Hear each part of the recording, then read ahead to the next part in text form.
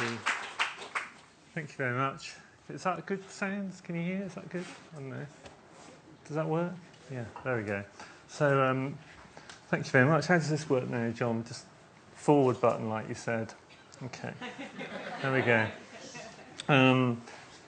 So I'm going to talk to you about two things. One is about the love of the bicycle, and the other one is because sort of came from that really, and it's about craftsmen and women, and how they've kind of influenced me and inspired me, and how it's actually become a kind of second career in a way as well, in a kind of weird way. So I want to basically to kind of talk about slow to start with, and I know a lot of people talk about that word, but it's for me anyway, sort of personally, when you sort of set off on a bike trip like I'm going to tell you about in a minute, with a really heavy bike that you can't lift, and by the way, Carter was a fool trying to go up that hill because he had a big old heavy bike as well, and so you won't see me doing that, but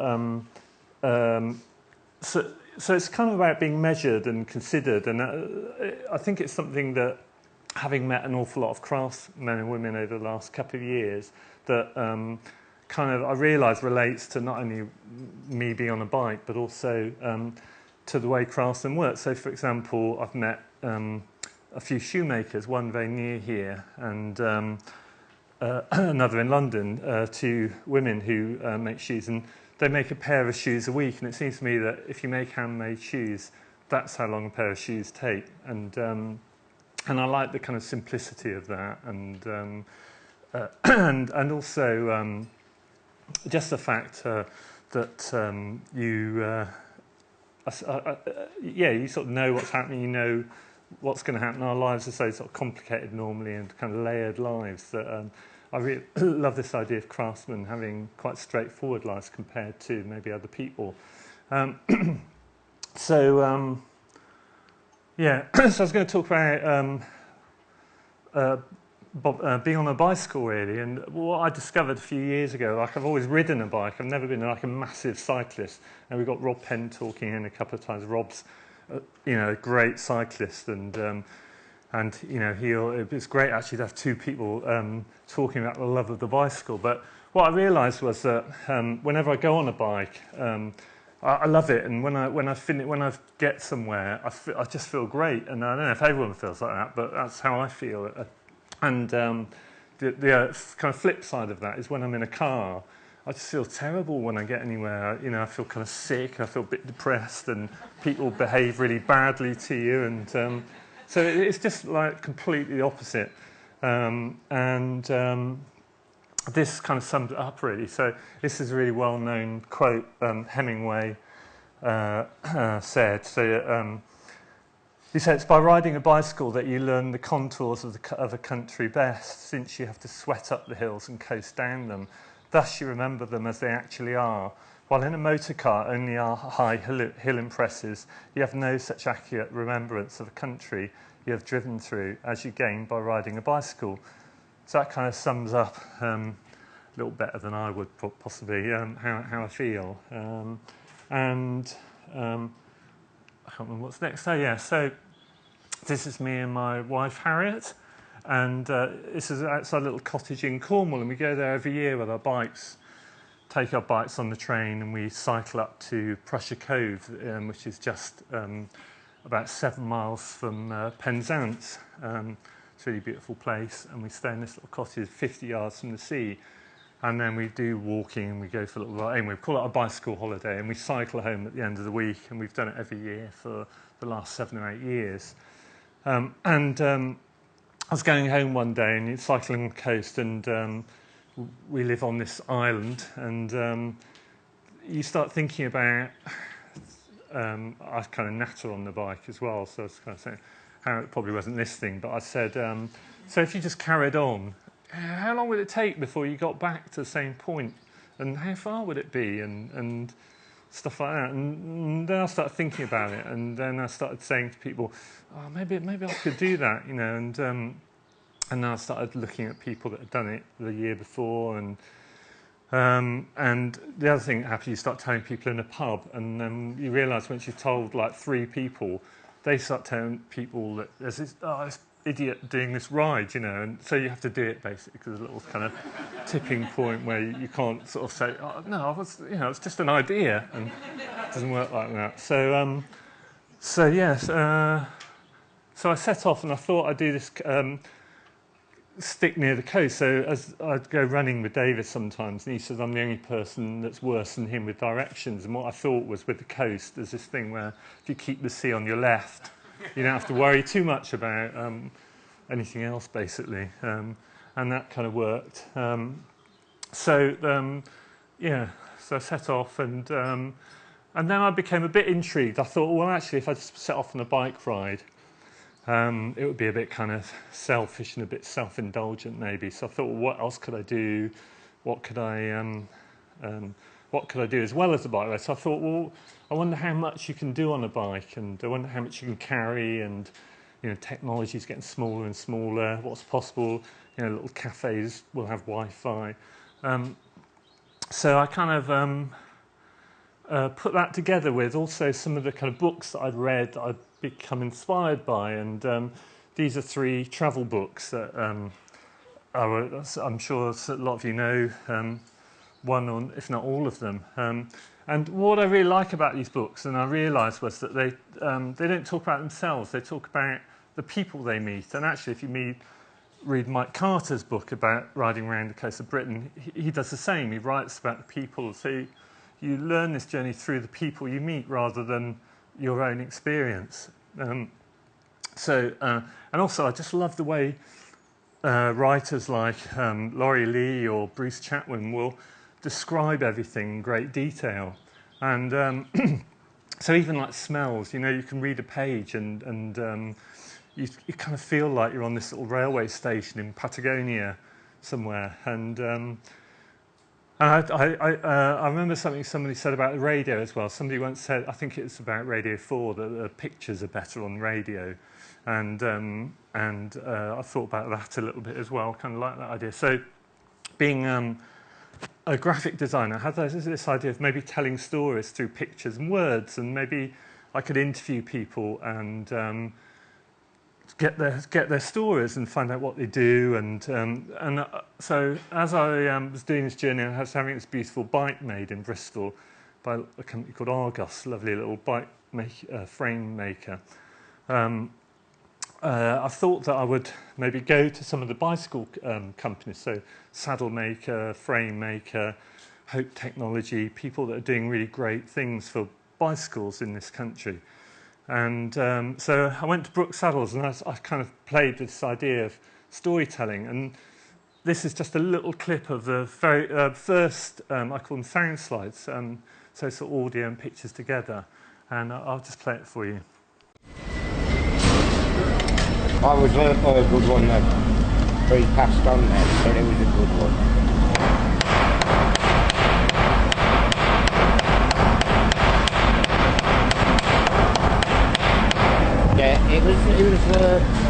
It was 70. I ain't sure whether it was 72 when he left here, but they fetched him back at one time. Before I come back, couldn't get anybody to do the job, and I come a bit late.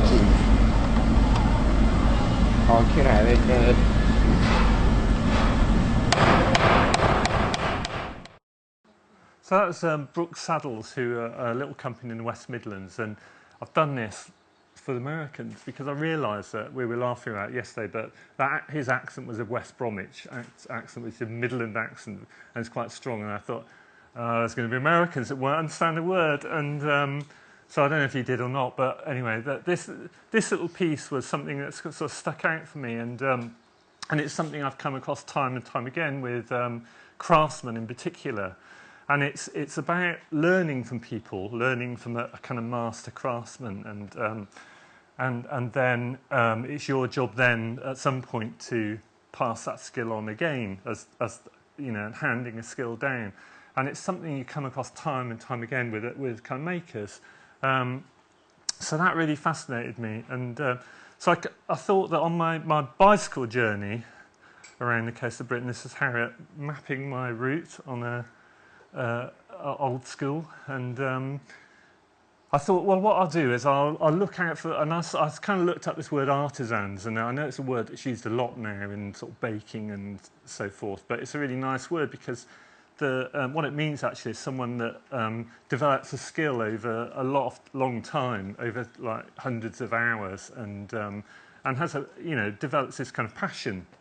And so I really like this word, and I like the broadness of it, because if you talk about a craftsman, it's a kind of maker, whereas with an artisan, I like the idea that it could be a cyclist. So a cyclist has a kind of passion, has developed this skill, and so it's kind of much broader. It could be a musician or a poet. And then I thought, then I'd have to kind of say, oh, I can't interview you because I'm only doing craftsman. So it was kind of broader. And so I set out on this kind of journey in June a couple of years ago, and I had this idea that it would be about, I'd kind of like the round figure, so 5,000 miles, 50 films, 100 days, 50 blogs, 500 tweets, and so that was my kind of rough aim and plan.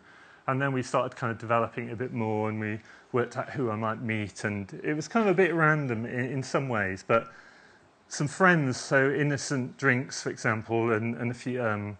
The first film I made was in my hometown, which is Bristol. It was an animator, animation, and they put it on their blog. And I realised people started kind of contacting me and saying, "Oh, you know." The other thing I should say is I really like cafes, and Innocent sort of said, "Oh, there's this guy who loves eating cakes. Tell him about your cake shops." And so I started getting loads of people saying, "Oh, there's this great cake shop in Scarborough."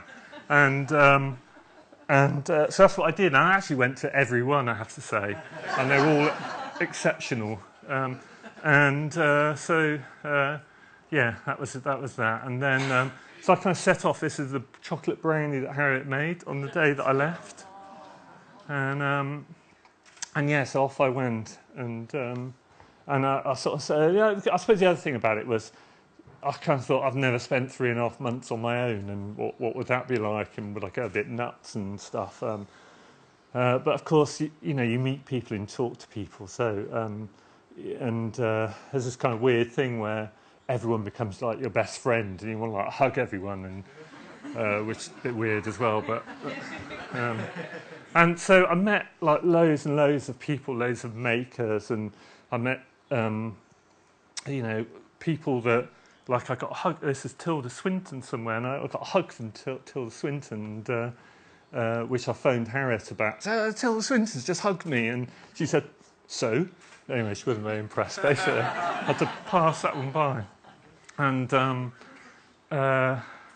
yes, I made these films, and I wanted to kind of just show you a few today. So I'm going to talk quite quickly and show you as many films as I can, because these are the inspiration, these people, and this is Bill, who will talk about himself, and I met him. He's a stick maker in Lincolnshire, a little village called Manby. Doesn't advertise, doesn't use the internet, has a little A5 card on his pinned to his fence, just says stick maker, and when you're on your bike, if there's a card, I've whizzed past, but because I'm on my bike, saw it and knocked on his door, and this is him. My name is Bill Bontoft, and I was born in Lincolnshire at a place called Binbrook, and my father was a rabbit catcher and always carried a stick all his life.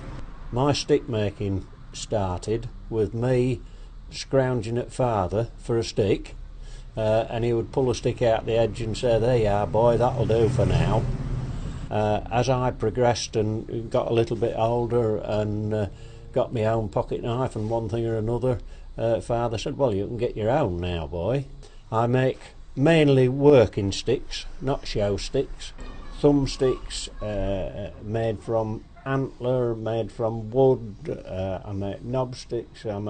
I use buffalo horn, I use ram's horn, all the different things. I do make traditional shepherd's crooks for shepherds to use. I've never advertised at all, apart from just having a notice hung at my gate saying that I am a stick maker. I'm 72, and unfortunately I'm coming towards the end of stick making. Okay, I've probably another 20 years yet. Well, hopefully I have anyway. But yeah, I love teaching younger people, showing younger people what I do. I've taught numerous people, and the last person I really taught was a gentleman that lives in Holland, and he comes to see me about twice a year. And he was so thrilled that I'd done it, that he could carve. He didn't know how to make sticks, but he could carve, and he was wonderful at carving. And he and his wife came over about 18 months ago, and his wife had asked him to make me a stick as a present for teaching him to make walking sticks. And when he came over, he'd made a shepherd's crook out of wood, and he'd carved the Lincoln imp sitting on the nose of the crook, all out of one piece of wood. And to my knowledge, there's two in the world. I've got one and he's got the other. And it is the most fabulous thing you could ever see. I'm so proud of that stick. I am. Oh, brings a little lump to my throat.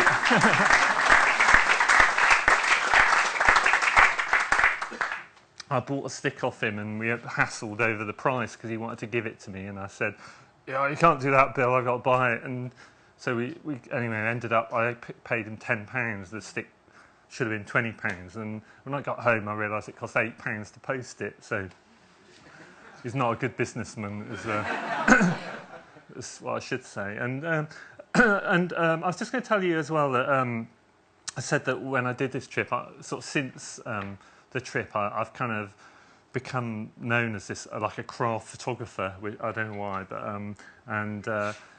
this really nice distillery up in Scotland, Balvenie, sponsored some craft awards, and they paid for me to go around and meet lots of other craftsmen and kind of broaden my horizons. But this next little clip I wanted to show you was another kind of craftswoman, and what I really like about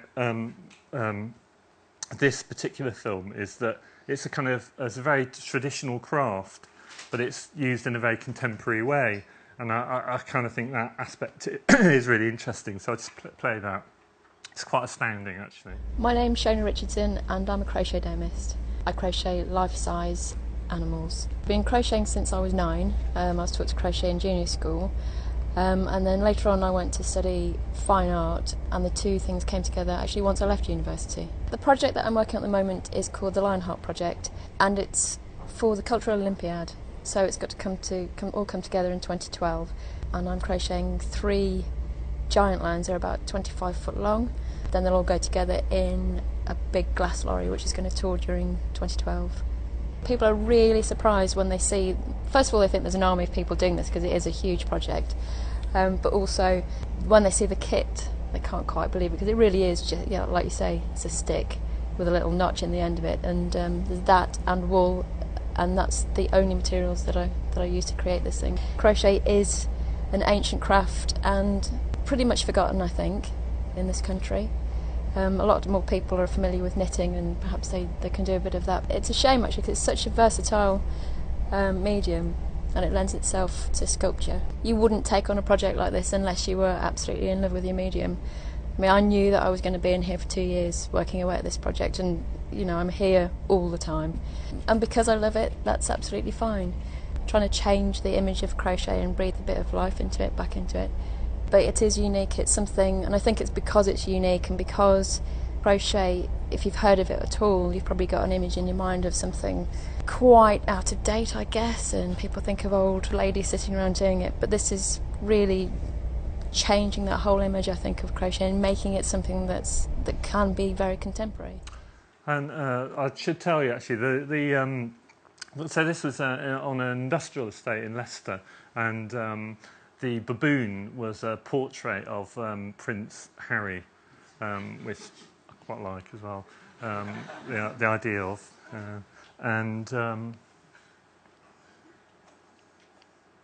So I was going to, there's a couple of little quotes really, I don't know if I'll read it, but it's basically Paul Smith who wrote forward for a little book that I've done about some of these people, I'll read it anyway. So it says, there's never been a better time to put the emphasis back on the importance of craftsmanship. In a world which is full of too much product and too much of everything, individuality and true craftsmanship is something that we really need.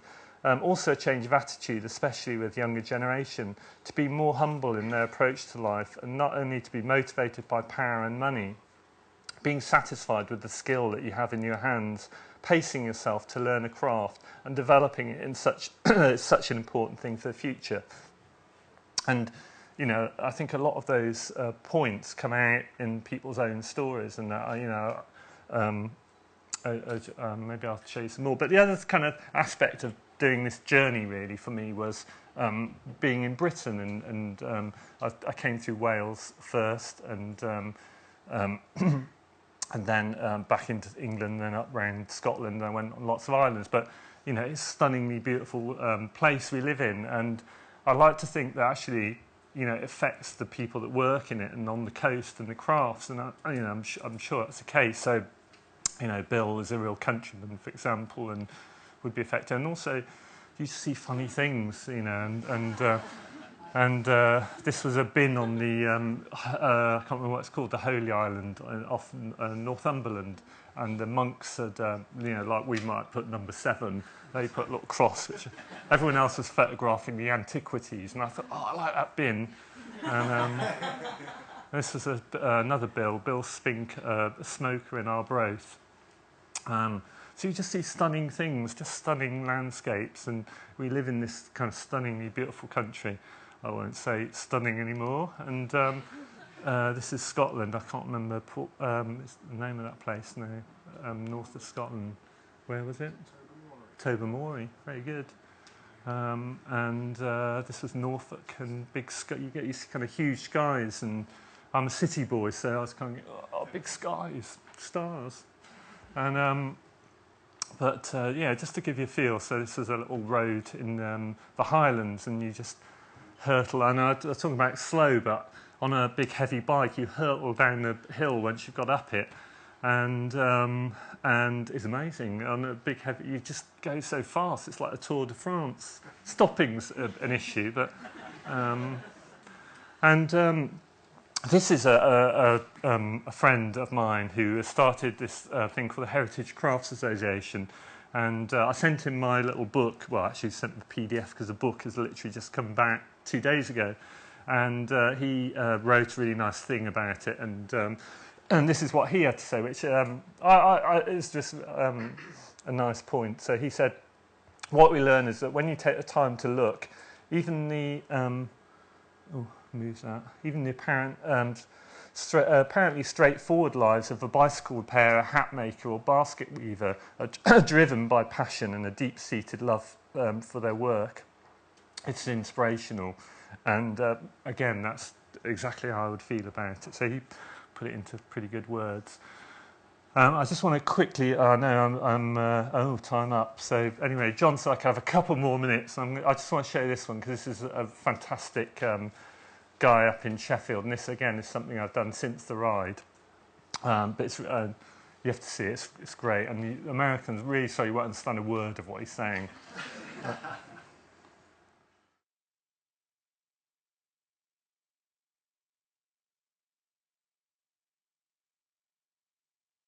Trevor Ablett, and what's known as a common cutler, which means I make the bread and butter stuff, like lamb foots, pruners, spear points, anything like that, you know. Nothing fancy, I just make an ordinary pocket knife, no work back or pearl or ebony or out like that. They had a cutler called Addy Rag. He took me under his wing, showed me how to make a pocket knife, you know. Harry was one of them, if they did something wrong, he'd tell me, but if they did it right, and they went up to me and says, hey, what's think to this, Harry? He'd say to them, oh, what's I want a medal for doing the job right? You know, but he brought it back down to earth, but I owe everything to Harry Rag for what I am now. you know. You had to take it in them days. It weren't like, you know, you go crying because somebody shouted at you or something like that. It was part of the job. It was, because some old cutlers, they used to make it right difficult, as though work, oh, it's something magic about, but it isn't. It's common sense. When you know, I know when Reg will tell me sometimes I need a crash helmet in here, because if a job's going wrong, I get a cracked scale, I'll just sling the bugger across the up and say, "Don't, Reg," because I get so frustrated that, you know, we like them two old men in Muppets up in Galloway here. When we sit down at 9 o'clock, we put world to rights and then we're back to work.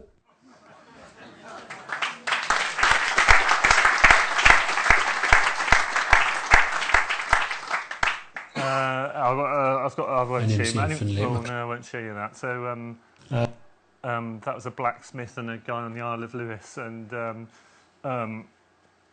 yeah. So I think that's pretty well me, isn't it? So yeah. So I did these 2 journeys around the coast, and these are little films I've made. There was about 103 of them in the end. And then last summer, just before the D lectures, I cycled around Ireland and made a whole bunch more.